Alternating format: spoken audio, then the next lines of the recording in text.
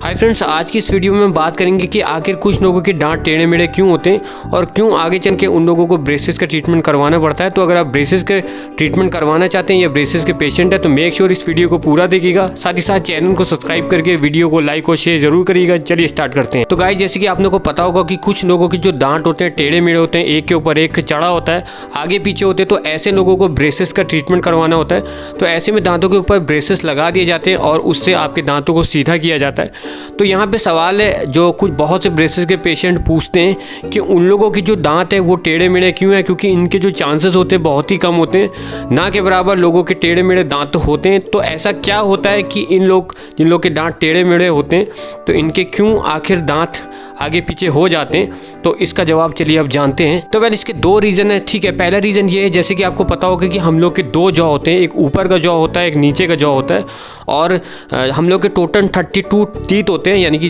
Wisdom को भी अगर जोड़ दिया तो टोटल 32 आपके दांत होंगे दोनों जॉ में।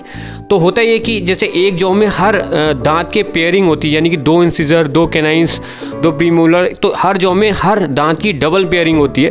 तो होता ये है कि जैसे कि जब आपके दूध वाले दांत गिर जाते हैं, जैसे कि आपको पता होगा कि 11-12 साल की एज में जो आपके जो कच्चे दांत होते हैं, यानी कि जो दूध वाले दांत होते हैं, वो गिरना शुरू हो जाते हैं। तो होता ये कि जैसे कि मान लीजिए आपका आगे का इंसिजर टूथ एक टूट जाता है, लेकिन उसके बगल वाला जो इंसिजर टूथ उसी समय नहीं टूटता, काफ़ी टाइम बाद टूटता है। यानी कि जैसे कि आज आपका एक इंसिजर टूटा, लेकिन उसका जो बगल वाला पेयर वाला इंसिजर टूथ है वो 8 महीने 9 महीने बाद टूट रहा है, उससे पहले आपका जो कैनाइन टूट जाता है।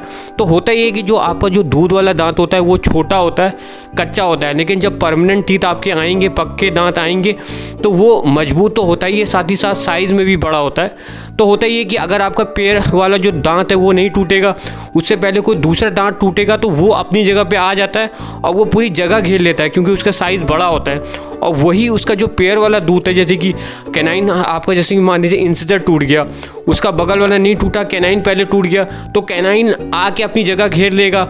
एक इंसिजर आपका टूटा था, उसने भी जगह घेर ली। तो बाद में जब 8 या 9 महीने बाद आपका जो इंसिजर का पेयर वाला टूथ आएगा तो उसको जगह नहीं मिलेगी, क्योंकि परमानेंट टीथ तो बड़ा होता है, तो वो क्या करेगा, आगे पीछे हो जाएगा।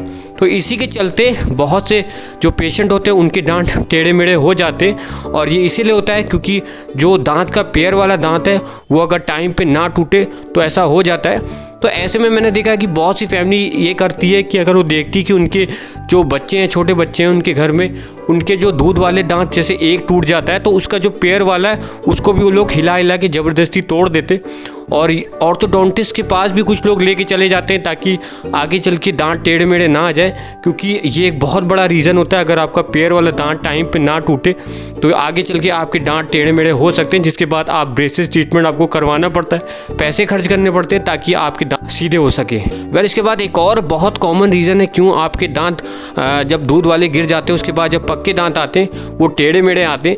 वेल, इसका रीज़न ये होता है कि बचपन में हम लोग जब छोटे होते हैं हम लोग को इतनी समझ नहीं होती, तो होता है कि जब आपके दूध वाले दांत एक टाइम ऐसा आएगा 11-12 साल की एज में अपने आप वो दांत हिलना शुरू हो जाएगा। तो जब वो दांत टूट जाता है तो कुछ बच्चे क्या करते हैं, जहाँ पे वो दांत टूटा है वहाँ पे अपनी जीभ रगड़ना शुरू कर देते हैं। तो ये बहुत बड़ी गलती होती है, लेकिन क्योंकि हम लोग बच्चे होते हैं हम लोग को पता नहीं होता, घर वालों को भी नहीं अंदाज़ा होता है कि बच्चे क्या कर रहे हैं। तो वो जब अपनी जीभ को उस स्पॉट पे जहाँ पे टूटा हुआ दांत टूट चुका है दूध वाला, जब वहाँ पे रगड़ते हैं तो उसकी जो जड़ है वो आगे पीछे हो जाती है। तो ये एक रीज़न होता है क्यों आपका दांत जो है टेढ़ा, जो परमानेंट टीथ बाद में आएगा और टेढ़ा आ जाता है। तो ये एक ऐसी आदत है जो बहुत बच्चे करते हैं, लेकिन इसका जो खामियाजा है वो आगे चल के भुगतना पड़ता है। तो दांत टेढ़े मेढ़े आना शुरू हो जाते हैं, और रीज़न सिर्फ यही है क्योंकि जो छोटे बच्चे होते हैं अपनी जीभ उस स्पॉट पे जहाँ पे दूध वाला दांत टूटा है उस पर रगड़ते हैं। तो रगड़ने से जो जड़ है वो थोड़ी सी बैलेंस उसका बिगड़ जाता है, आगे पीछे हो जाती है, जिससे जो दांत है यानी कि जो पक्का दांत आपका आएगा वो टेढ़ा मेढ़ा आना शुरू हो जाता है। तो मैं यही कहूँगा कि अगर आपके घर में कोई छोटा बच्चा है तो इस चीज़ का ध्यान रखिए, अगर उसका दांत टूटता है तो उसको ये चीज़ करने से मना करिएगा। फिर भी अगर आपको ऐसा लगता है कि दांत टेढ़े मेढ़े उसके आ रहे हैं, तो जैसे उसके पक्के दांत आना शुरू होंगे तो कोशिश करिएगा उसे एक अच्छे ऑर्थोडोंटिस्ट के पास आप ले जाना, ताकि टाइम पे उसका ट्रीटमेंट शुरू हो जाए।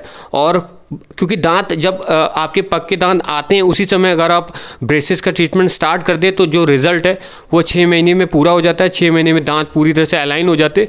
लेकिन यही ट्रीटमेंट अगर आप बाद में कराओगे एक लेट एज में, थोड़ा टाइम ज़्यादा लग सकता है। तो इस चीज़ का आपको ध्यान रखना। फिलहाल रीज़न यही है 2 क्यों आपके टेढ़े मेढ़े दांत होते हैं। तो अगर आपको वीडियो पसंद है, वीडियो को लाइक करिएगा, शेयर करिएगा और चैनल सब्सक्राइब करिएगा।